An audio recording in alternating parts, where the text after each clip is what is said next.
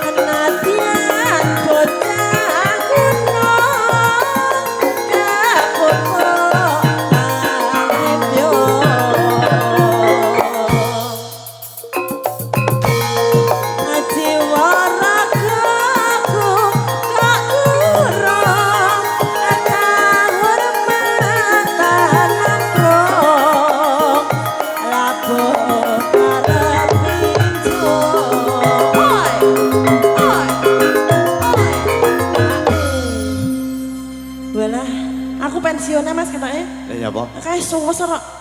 Sing mburi suweser aku pensiunnya. Seser gitu. Seser. Oh, Bauti ta? Bauti? Bauti.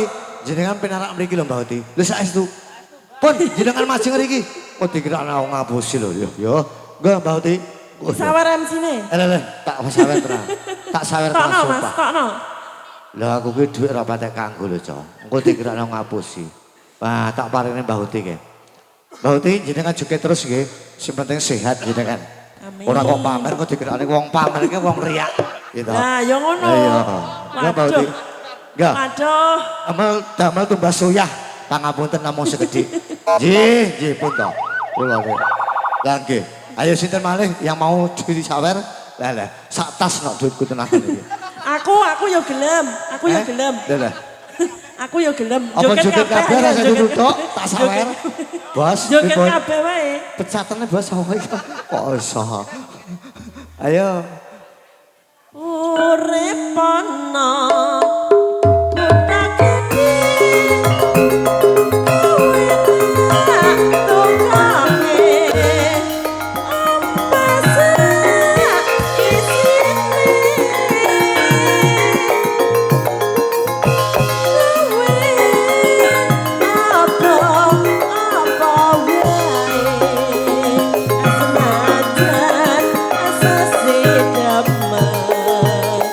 meski